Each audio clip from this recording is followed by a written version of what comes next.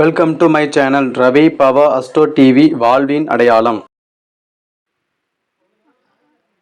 Retired Dasarathi ஐயா அவர்கள் வடிவேலு ஐயா அவர்கள் வந்து இப்போ ஜோதிட உரை ஆற்றுவார்னு தெரிஞ்சுக்கிறோம்.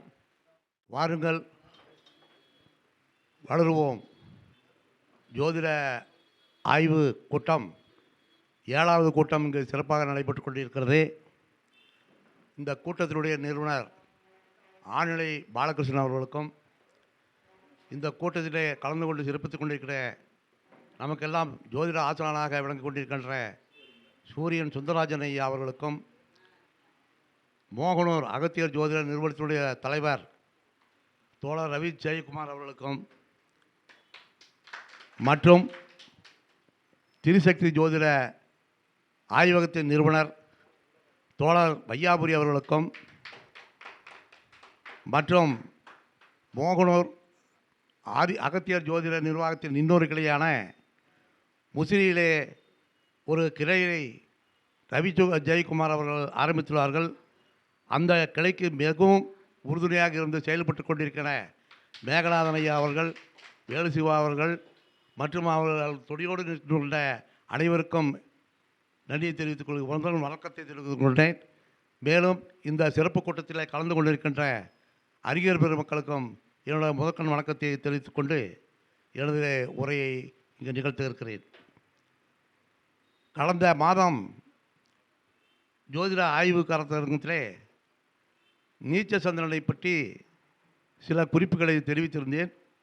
அதிலே குரு, சந்திரன், புதன் அந்த உறவுநிலை பற்றி பேசும்போது ஒரு கருத்து எழுந்தது.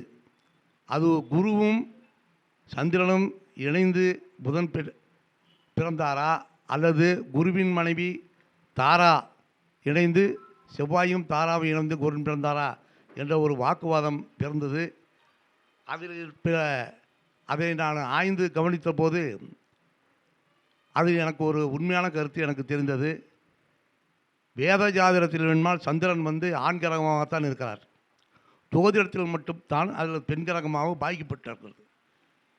அந்த வேத சாதத்தில் ஆண் கிரகமாக இருந்த சந்திரன் ஒரு வேள்வியை நிகழ்த்துகிறார். அந்த வேள்விக்கு அனைவரும் அழைக்கப்படுகின்றார்கள்.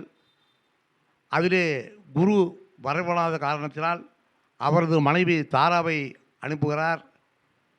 இந்த வேள்வி நடந்து கொண்டிருக்கும் பொழுது இந்த சந்திரனை அந்த தாரா அவர்கள் பார்க்கிறார்கள். இந்த வேள்வி தீயை ஜொலித்து கொண்டிருக்கும் அந்த தேயிலே, அந்த தீ ஜுவாலையிலே சந்திரனுடைய நிறம் பொன்னிறமாக இருக்கிறது. அவர் ஏற்கனவே மென்மையானவர். ஆகவே இருவரும் அங்கு கலந்து தங்களை பரிமாற்றிக் கொள்கிறார்கள்.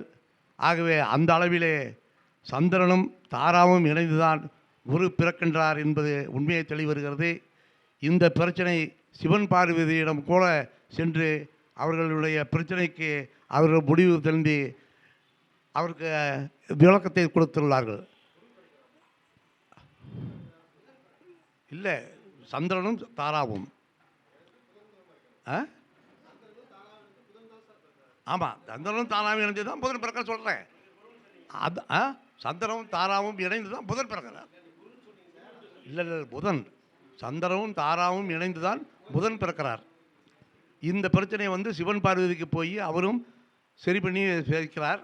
அதன் பிறகு புதன் என்ன பண்ணுகிறார்னா, நமக்கு இப்படி ஒரு இழிவான பிறவி வந்துவிட்டது, அதனால் நம்மளை யாரும் எந்த பிறவியும் நம்மளை யாரும் ஒரு கருத்து சொல்லக்கூடாது என்று தெரிவித்து அவர் தன்னுடைய அறிவிஞானத்தினாலும் கல்வியை கற்று அறிவை பெருக்கிக் கொண்டு மற்ற கிரகங்களுக்கு நிகராக நாமும் இருக்க வேண்டும் என்று தெரிவித்து புதன் தன்னுடைய அறிவை வளர்த்து கொண்ட காரணத்தினால்தான் புதன் நமக்கு கல்விக்காரனாக அனைத்து கிரகங்களுக்கும் அவர் அறிவாளியாக இருக்கிறார்.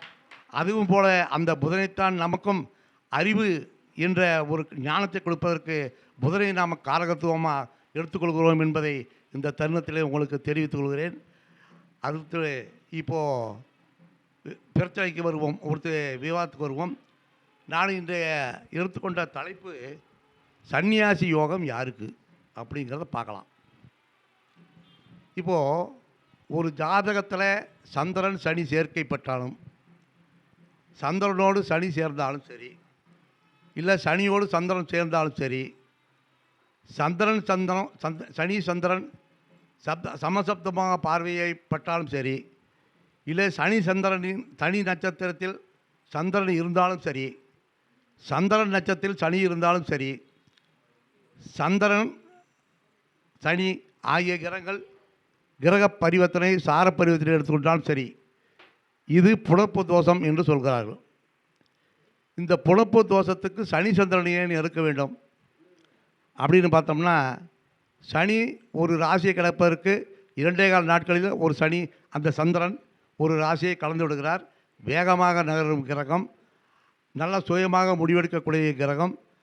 அதே எதிர் திசையில் பயணிக்கக்கூடிய கிரகம் சனி. அவர் ஒரு ராசியை கலப்பதற்கு 2.5 ஆண்டுகள் எடுத்துக்கொள்கிறார். மந்த நிலை எதுவுமே மோசம், அதாவது மந்த நிலையில் ஒரு கிரகத்தை செயல்படுத்தும் போது ஒரு தாமதம் அதில் ஏற்படுகிறது. 2 கிரகங்களும் இருவேறு கான்செப்டுகள் எதிர்நிலையை கொடுக்கிறது. அதனால்தான் மகரத்துக்கும் கும்பத்திற்கும் சந்திரனும் சூரியனும் பகையாக வருகிறார்கள். சனிக்கு கும்பத்திலிருந்து பார்க்கும்போது சூரியன் பகையாக வருகிறார், மகரத்திலிருந்து பார்க்கும்போது சந்திரன் பகையாக வருகிறார். இந்த 2 கிரகங்களும் இணைந்தால் திருமண வாழ்க்கையிலே நேர் எதிர் துருவங்களாக தான் செயல்படுவார்கள். இருவரும் சேர்ந்து ஒரு சனி சுந்தரர்கள் சேர்ந்து ஒரு திருமண வாழ்க்கை ஏற்பட்டால் அவர்களுக்கு ஒரு பிரிவு ஏற்படும். அதாவது கணவன் ஒரு வெளியூரில் இருப்பார், மனைவி ஒரு வேளையில் வேறொரு இடத்தில் இருப்பார்கள். அவருக்கு பிறந்த குழந்தை வேறொருத்தில் வர வேண்டிய சூழ்நிலை ஏற்படும். சனி சந்திரன் கான்செப்ட் இருந்தாவே திருமண தடையை கொடுக்கும். அப்படியே தடையை கொடுத்தாலும் கூட அவர் அந்த குடும்ப சூழ்நிலை அவருக்கு ஒத்து வராது. மேக்சிமம் சனி சந்திரன் சேர்க்கை இருந்தாலே பொது ஜனத்துக்கு அவர்கள் சேவை செய்வர்களாக இருப்பார்கள். அதனுடைய ஆன்மா கர்ம வினை பயனாக இந்த ஜென்மத்தில் அவர்கள் ஆன்மாவை பிறந்திருப்பார்கள். அவர்களுக்கு திருமண வாழ்வு எக்காரணத்தை கொண்டும் ஒத்து வராது. பொதுஜன தொடர்பிலே இருக்கும்போது இல்லறத்தை கவனிக்க மாட்டார்கள். சனி சந்திரன் சேர்க்கை சுவாமி விவேகானந்தருக்கும் இருக்கிறது, ஆதிசங்கரருக்கும் இருக்கிறது, காஞ்சி பெரியவருக்கும் இருக்கிறது, ராமானுஜருக்கும் இருக்கிறது. இந்த சனி சேர்க்கை இருந்தால் அவர் இல்லற வாழ்க்கை துறந்து துறவர வாழ்க்கை தான் ஏற்படும். இந்த சனி சந்திரன் சேர்க்கை ஒரு ஜாதகத்தில் இருந்தால் அவர் திருமண வாழ்க்கைக்கு அவ்வளவு சுகப்பட மாட்டார்கள். அதனால் சந்திரன் சனி சேர்க்கை இருந்தால் திருமணத்தை கொடுத்து பிரிவை ஏற்படுத்திவிடும். இது ஒரு அமைப்பு. இப்போ திருமணமே இல்லாமல் சன்னியாசியாக வாழக்கூடியவர் யார்? அது அடுத்த கான்செப்ட். திருமணத்தையே இல்லாமல் சன்னியாசியாக வாழக்கூடியவர்கள் லக்னாதிபதியும் 7ஆம் அதிபதியும் எங்கிருந்தாலும் சரி, ஜாதகத்தில் எந்த லக்கணமாக இருந்தாலும் சரி, இவர்களை ஒரு சேர சனி பார்த்தால், இந்த 7ஆம் அதிபதியும் லக்னாதிபதியும் சனி பார்த்தால் அவர்களுக்கு திருமண வாழ்க்கை இல்லை. ஒரே கான்செப்ட். சனி 3, 7, 10ஆம் பார்வையாக பார்க்கிறது. அதாவது 3ஆம் பார்வையாக சனியோ 7ஆம் பார்வையோ சந்திரனையோ பார்த்தால் திருமண வாழ்க்கை இல்லை. அப்படி திருமண வாழ்க்கை இருக்குது என்றால் இந்த லக்னாதிபதியோ சந்திரனோ வக்கரம் பெற்றால் குடும்பம் அமையும். சனியோ சந்திரனோ வக்கரம் பெற்று இருந்தால் குடும்பம் அமையும். இந்த சனி சந்திரனை குரு பார்த்தாலும் சரி, சுபகிரகம் பார்த்தாலும் சரி, குடும்பம் அமையும். குடும்பம் அமைந்தாலும் அந்த குடும்பம் நிலைக்காது. அது ஒரு பிரிவினை தரும். குடும்ப வாழ்வு சிறப்பு இருக்காது. இது ஒரு கான்செப்ட். அடுத்து இன்னொரு விதி, லக்னம் 7ஆம் அதிபதியினுடைய பாவம், லக்ன பாவம் 7ஆம் பாவத்தை சந்திரன் தொடர்பு பெற்றாலும் இதே அமைப்பு தான். அதாவது குரு பார்த்தால், சுபர்கள் பார்த்தால் திருமணம் கைகூடும். திருமணத்துக்கு பிறகு ஒரு பிரிவினையை கொடுக்கும். இது 2வது கான்செப்டு. 3வது கான்செப்டு, பாக்கியாதிபதி என்று சொல்லக்கூடிய 9ஆம் இடத்தில் சனி நேர்கதியில் நின்றால் அவருக்கு திருமண வாழ்க்கை சரிப்பட்டு வராது. அதே சனி வக்கர நிவர்த்தியாக இருந்து வக்கரகரமாக இருந்தால் அவர்களுக்கு குடும்ப வாழ்வு கிடைக்கும். ஆனால் குடும்ப வாழ்க்கை அவருக்கு திருப்தியாக இருக்காது. கணவன் மனைவி சேர்ந்து இருக்கக்கூடிய ஒரு அமைப்பு அவருக்கு எப்படியும் இருக்கிறதுக்கு வாய்ப்பே இல்லை. அப்புறம் இன்னொரு விதி, பூர்வ புண்ணிய ஸ்தானம் என்கின்ற 5வது இடத்தில் லக்னாதிபதியோ 10ஆம் இடத்து அதிபதியோ இருந்தால் திருமண வாழ்க்கை இல்லை. லக்னம் என்பது ஜாதகர், 10ஆம் இடம் என்பது தொழில் ஸ்தானம்.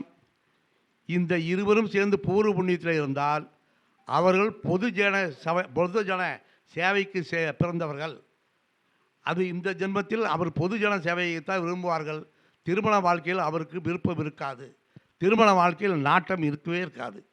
ஆகவே இந்த அமைப்பு இருந்தாலும் அவருக்கு திருமணம் செய்து வைக்கக்கூடாது. திருமணம் அமைப்பவே இருக்காது. இதுதான் சன்னியாசியாக இருக்கும் வேண்டிய யோகம். ஆகவே ஒரு ஜாதகத்தை பார்க்கும் பொழுது சனி சந்திரன் சேர்க்கை இருக்கிறதா, அது புலர்ப்பு தோஷத்தில் இருக்கிறதா, அது புலர்ப்பு யோகத்தில் இருக்கிறதா என்பதை பார்க்க வேண்டும். இதே சனி சந்திரன் சேர்க்கை குருவின் பாவகமான மீனத்திலேயோ தனுசிலேயோ சனி சந்திரன் சேர்க்கை இருந்தால் அது புலர்ப்பு தோஷம். திருமண வாழ்க்கைக்கு பிரிவு வரவே வராது. அவர்கள் நல்ல நிலையில் இருப்பார்கள், தொழிலில் சிறப்பான அடைவார்கள், தலைமை பதவியில் இருப்பார்கள், நல்ல பொறுப்பில் இருப்பார்கள். அதே சனி சந்திரன் சேர்க்கை மிதுனத்திலையும் கன்னிகளிலும் புதன் இருக்கக்கூடிய ஸ்தானத்தில் இருந்தால் புலர்ப்பு யோகம்தான் வருமே தவிர புலர்ப்பு தோஷம் இல்லை. அவர்களும் நல்ல பொறுப்பிலே இருப்பார்கள், பொதுஜன தொடர்பிலே இருப்பார்கள். இருந்தாலும் கூட இந்த குடும்ப பிரச்சனைகளில் சில பிரிவுகள் கொஞ்சம் இருக்கத்தான் செய்யும். ஆனால் நிரந்தர பிரிவுக்கு இடமில்லை. அதாவது குடும்ப வாழ்க்கையிலே ஒரு தாம்பத்தியத்திலே ஒரு நீண்ட காலம் அதனுடைய தொடர்பு இருக்குமே தவிர பிரிவுங்கிறது இருக்கிறதுக்கு வாய்ப்பில்லை. ஒன்றாக தான் வாழ்வார்கள். ஆனால் கணவன் ஒரு பக்கம், மனைவி ஒரு பக்கமாக இருப்பார்கள். எக்காரணத்து கொண்டும் இந்த ரெண்டு அமைப்பு பார்த்துன்னா தான் திருமணம் பண்ணணும். ஒரு ஜாதகத்தில் சனி சந்திரன் சேர்க்க இருக்குது, அவர் கணவர் வெளிநாடு பையன் வெளிநாட்டில் இருக்கிறான், நல்லா சம்பாதிக்கிறான், பொண்ணு கொடுத்துட்டோம்னா இந்த இந்த பொண்ணு போகிற இடத்துல இவளுக்கு ஒரு வேலை இருக்குது, இந்த மனைமனுக்கு ஒரு வேலை கிடைக்கும். இவங்க ரெண்டு பேரும் சேர்ந்து வாழ்க்கக்கூடிய ஒரு சூழ்நிலை வராது. இதை இந்த ரெண்டு பேர்த்துக்கு உண்டான அதை பெற்றோர்களுக்கு தெரிவிக்கணும். ஒன்று இப்படி இருக்கும், ஒன்று அப்படி இருக்கும். இப்போ ஒரு வெளிநாட்டில் போய் ஒரு ஆர்மியில் இருக்கான்னு வைங்க, அவர் 1 மாதம் 2 மாதம் 6 மாதத்துக்கு ஒரு தடவை வருவார். அந்த தாம்பத்தியம் நல்லா இருக்குமா? ஒரு கணவன் மனைவி ஒற்றுமை இருக்குமா?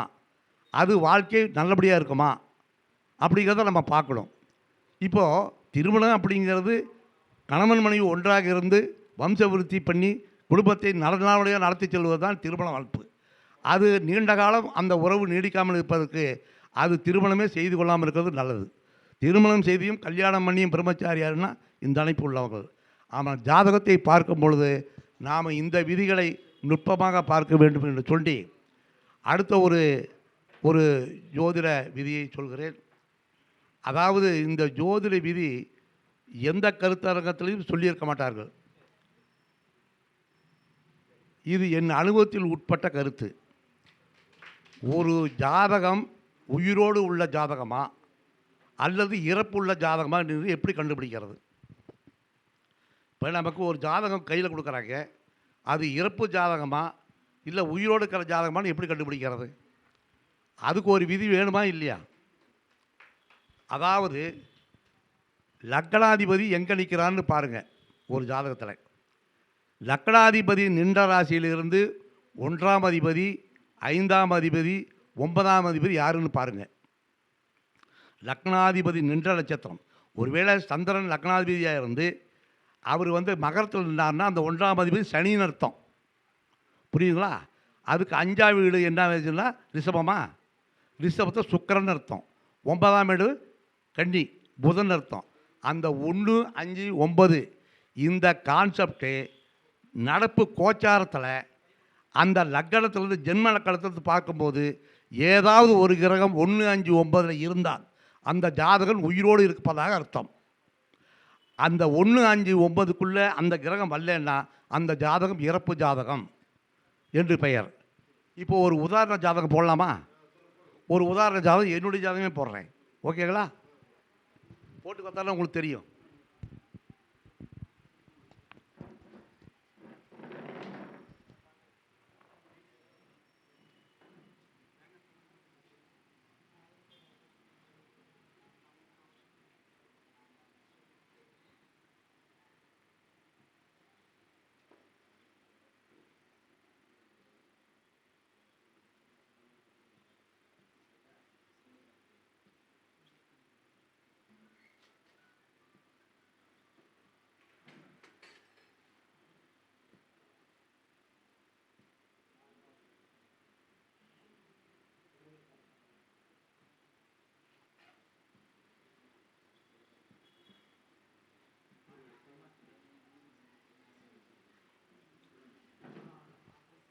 இது என்னுடைய ஜாதக கட்டம்.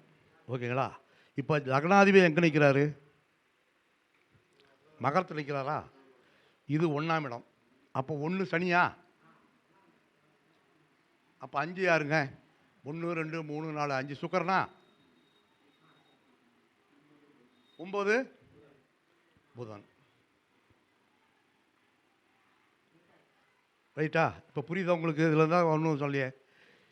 இந்த சனி சுக்கிரன் புதன் இப்போ கோச்சாரத்தில் ஜென்ம லக்கணத்திலிருந்து, ஜென்ம லக்கணம் எது? கடகம். கடகத்திலேருந்து எண்ணி அந்த கிரகத்தை ஏதாவது ஒரு கிரகம் 1 5 9 வருதான்னு பார்க்கணும். இப்போ புரியுதா? இப்போது கோச்சாரம் போட்டாச்சா?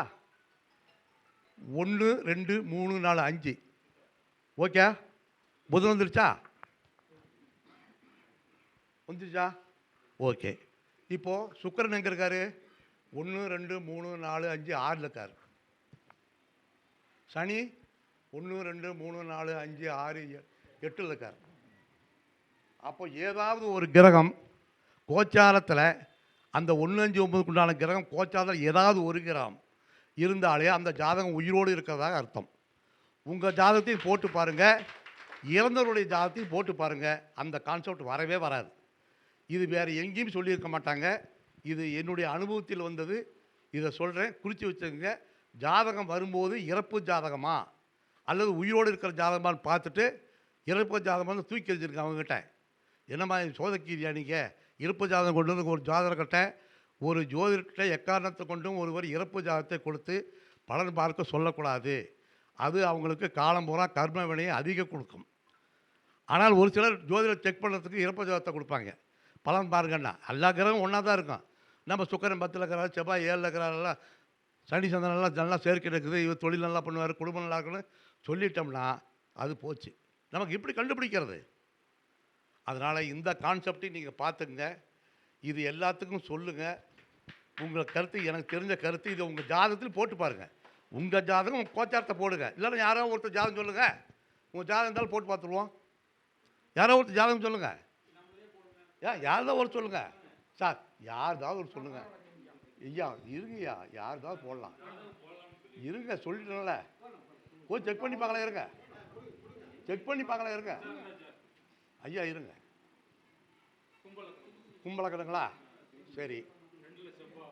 செவ்வாய் மாந்தியா? சரி. 1 2 3 4 5 சூரியன் சனி கேதா? சரி. புதன் சுக்கிரன்.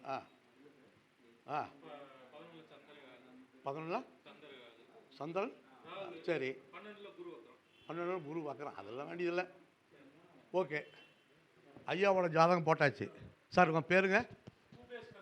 பூபேஷ் கண்ணன். பூபேஷ்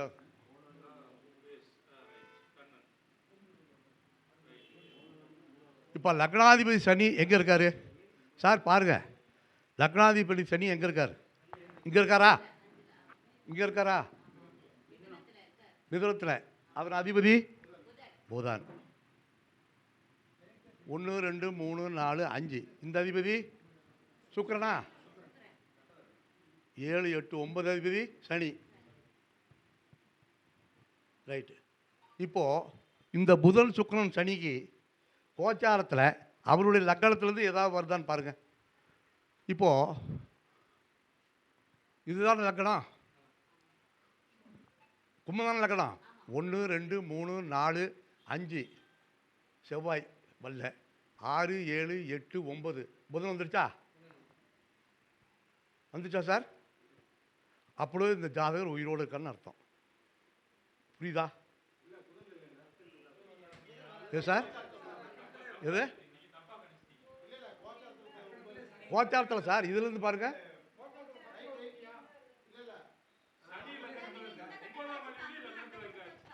சார்.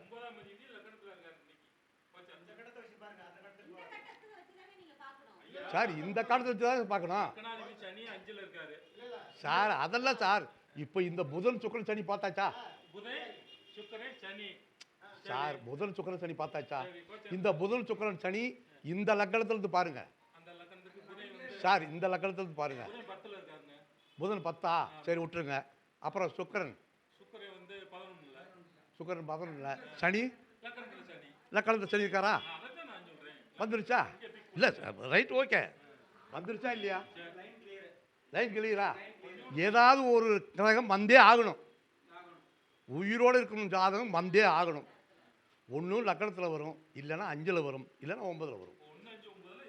ஏதோ ஒரு கிரகம் வந்துடும். ஒரு கிரகம் வந்தாலும் வரும், 2 கிரகம் வந்தாலும் வரும். ஒன்று மேற்பட்டு வரும், வராமல் இருக்காது. வராமல் இருந்தால் அது இறப்பு ஜாதகம். பலன் அவ்வளோதான் பலன். உயிரோடு இருக்காரா இல்லையா இருக்க பலன்.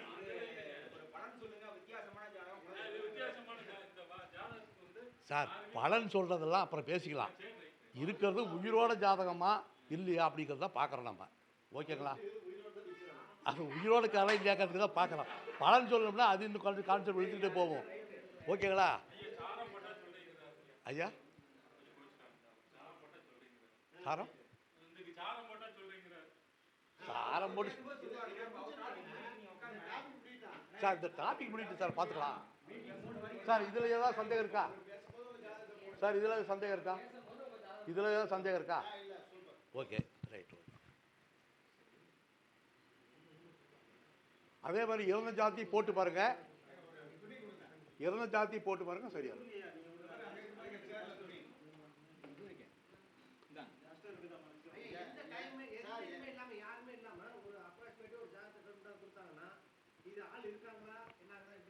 எப்படி சார்?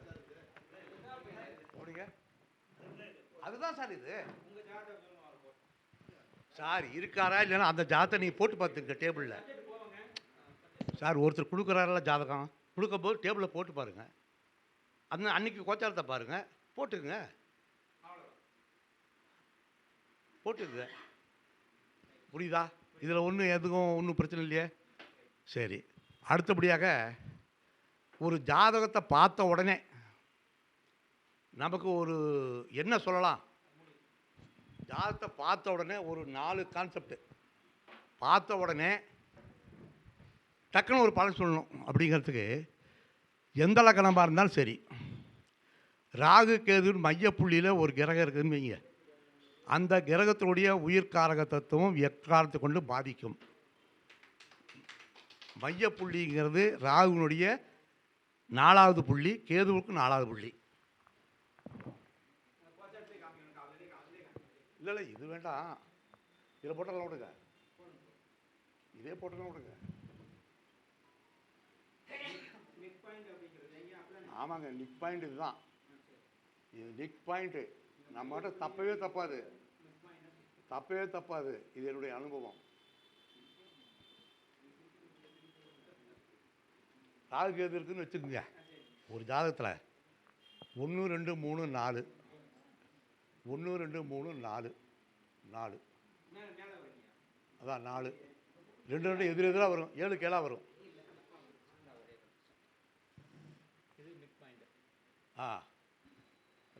ரைட். இந்த 4க்கு ராகு கேதுக்கு 4ஆம் இடம், ராகுக்கு 4ஆம் இடம், கேதுக்கு 4ஆம் இடம். இந்த நிக் பாயிண்டில் ஒரு கிரகம் இருந்ததுன்னா அது, அதாவது சந்திரன் இருந்தாலும் வைக்கிறேன், சந்திரனே வச்சுங்க. சந்திரனே இருக்கான்னு வைங்க, தாயாரின் அனுசரணை கிடைக்காது, தாயாரின் சொத்துக்கு ஜாதகர் கிடைக்காது. சந்திரனுடைய காரகத்தை அத்தனையும் பாதிக்கும். புரியுதுங்களா? ஜாதகர் அனுபவிக்கவே முடியாது. அதே மாதிரி இந்த சந்திரன் 4ஆம் இடத்து அதிபதியாக இருந்தாலும் வைங்க, லக்னத்துக்கு சொத்து வீடு வண்டி வாகனம் கிடைக்காது. அது போராடி தான் அவர் பெற்றாகணும். ராகு கேதுனுடைய பாயிண்டில் ஒரு கிரகம் மாட்டுச்சுன்னா அது வாய்க்குள்ளே சிக்கிற மாதிரி தான், அது வயிற்றுக்குள்ளே போய் தான் செரிக்கும். அதனால் செரிக்கிறதுக்கு நாளாகும், அப்படியே முழுங்கிரும். ஆனால் செரிக்கிறதுக்கு நாளாகும். அது அதே மாதிரி நம்ம பலன் எடுக்கிறதுக்கும் நாளாகும். அதனால் ஒரு கிரகம் ராகு கேது பாயிண்டில் மாறிச்சுன்னா தீர்ந்து போச்சு. அதே போட்டு சூரியனை போட்டுங்க. அப்பா நல்லா இருக்க மாட்டார், அப்பா சொத்து இருக்காது, அப்பாவுடைய அனுசரணை நமக்கு கிடைக்காது. சூரியனுடைய காலத்து என்னென்ன இருக்குதோ அதெல்லாம் வராது. ஒரு அரசு உத்தியோகத்துக்கு போக முடியாது, போனாலும் நல்ல பொறுப்புக்கு இருக்க முடியாது. எந்த விதத்தில் சூரியன் என்னென்ன பண்ணுறாரோ அந்த பாவகம் மாற்றமும் மாறும், உயிர்காரகமும் மாறும், பாதிக்கப்படும். ஓகேவா? இது எடுத்தோன்னே பார்க்க வேண்டிய முதல் பாயிண்ட்டு. எந்த கிரகம் ராகு கேது புள்ளியில் மாட்டியிருக்குது அப்படிங்கிறத பார்க்குறது ஒன்று.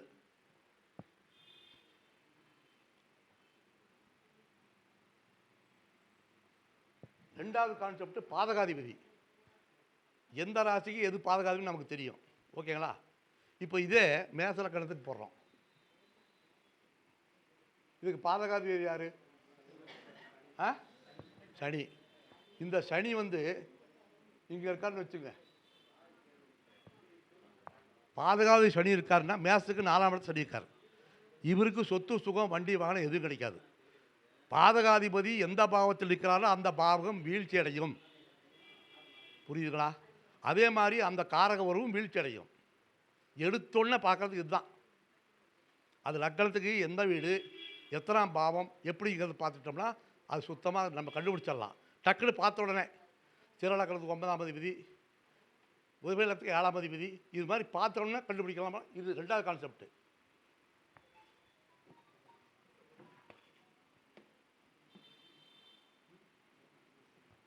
மூன்றாவது கான்செப்ட், எந்த லக்கணமாக இருந்தாலும் சரி, மாந்தி நிற்கும் இடம் பால்.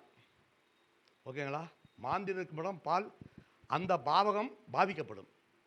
மாந்தி இருக்கிற இடத்துக்கு 2-12 பார்வை இருக்குது மாந்திக்கு. அதனால் இந்த கிரகம் இந்த பாவம் இந்த பாவம் 2 பாவமும் பாதிக்கும். மாந்திக்கு முன்பின் பாவங்கள் பாதிக்கும். அது லக்கணத்துக்கு எத்தனாம் இடம் அந்த இடத்தினுடைய பாவம் பாதிக்கும், உயிர்காரகம் பாதிக்கும். புரியுதுங்களா? மாந்தி நிற்கக்கூடிய இடம், மாந்திக்கு நிற்கக்கூடிய முன்பாவம், மாந்திக்கு நிற்கக்கூடிய பின்பாவம், 3 பாவங்களும் பாதிக்கும். இதை கான்செப்ட் வச்சுக்க, மனசில் வச்சுக்கோங்க. இதில் ஒன்றும் சந்தேகம் இல்லையே. அடுத்த ஒரு கான்செப்ட்,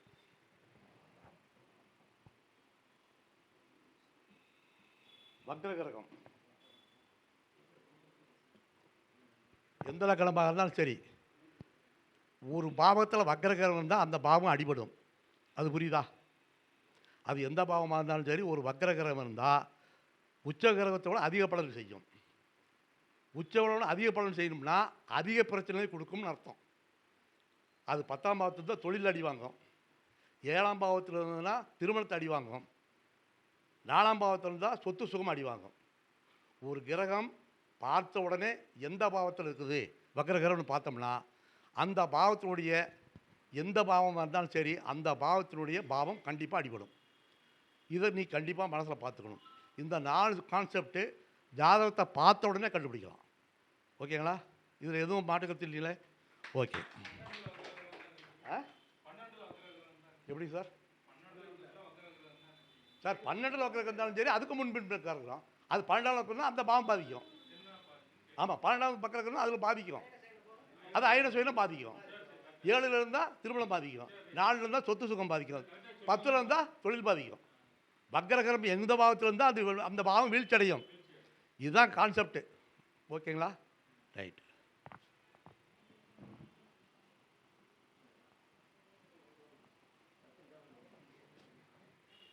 இதில் நாம் சொல்லியிருந்ததுக்கு ஏதாவது சந்தேகம் இருக்குங்களா?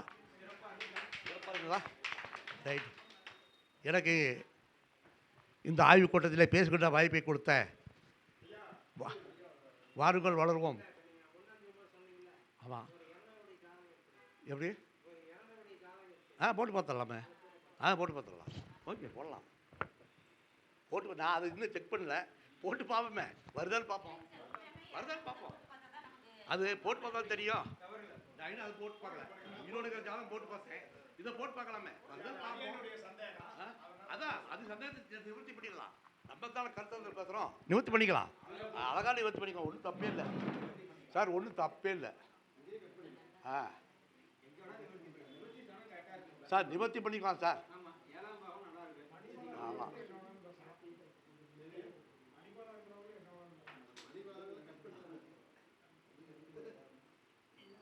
சொல்லுங்கள் சார். யாரோட ஜாதகம்? இறந்த பாவம். சரி சொல்லுங்கள். சரி. சூரியன் மட்டுமா? புதன். சரி. 7ல் சந்திரன் குருவா? 10ல்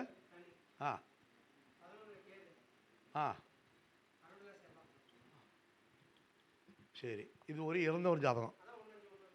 அதான் இது கரெக்டு தானே, கிரகம் கரெக்டு தானே, ரைட். இப்போது லக்னாதிபதி எங்கே இருக்காரு? இது இங்கேயா? லக்னாதிபதி புதன் எங்கே இருக்காரு? இங்கே இருக்கார், மகரத்தில் இருக்காரா? இது 1வது வீடு சனியா? இது ஒன்றும் சந்தேகம் இல்லையே. சரி, 1 2 3 4 5 சுக்கிரனா? 1 2 3 4 5 6 7 8 9 புதனா? அதே தான்.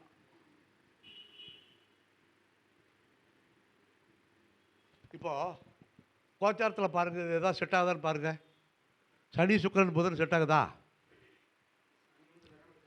லக்கணத்துலேருந்து பாருங்கள், லக்கணத்துலேருந்து, இந்த லக்கணத்துலேருந்து 1 2 3 4 5ல் என்ன இருக்காரு சார்? 1 2 3 4 5ல் என்ன இருக்காரு? 1 2 3 4 5 5ல் சனியா? 6ல் சனி, ரைட்டு. அப்புறம் சுக்கிரன் எங்கே இருக்காரு? இதுலேருந்து 4ல் இருக்காரு. புதன்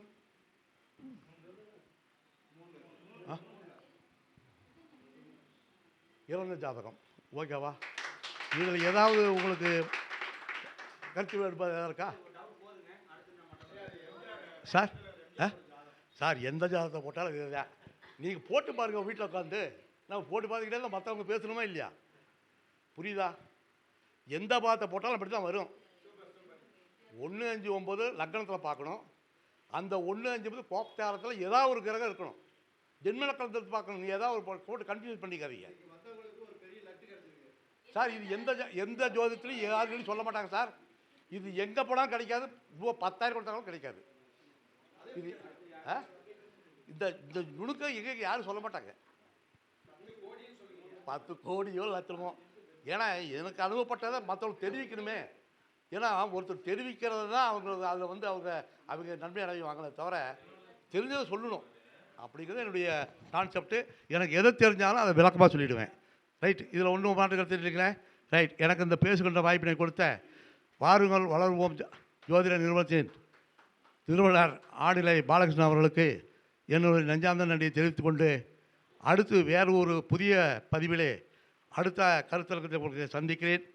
அதுவரையிலும் உங்களிருந்து விடைபெற்றுக் கொள்வது ஜோதிட ஆசான் வட்டாட்சியர் ஓய்வு ஆர் வடிவேலு அவர்கள், மோகனூர்.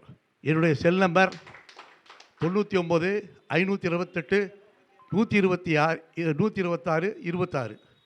ஓகே, என்னுடைய சந்தேகம் எப்போ கேட்டாலும் சரி, காலையில் 8 மணிக்குள்ளே கேளுங்க, 8 to 9க்குள்ளே கேளுங்க. அதே மாதிரி நைட்டு 8 மணிக்கு மேலே எப்போ வேணாலும் கேளுங்க. நைட்டு 12 இருந்தாங்க கேளுங்க. நான் சந்தேகம் சொல்ல கடமைப்பட்டிருக்கிறேன். ஆகவே என்னுடைய யூடியூப் சேனல்களை பாருங்கள், லைக் கொடுங்கள், சப்ஸ்கிரைப் பண்ணுங்கள்.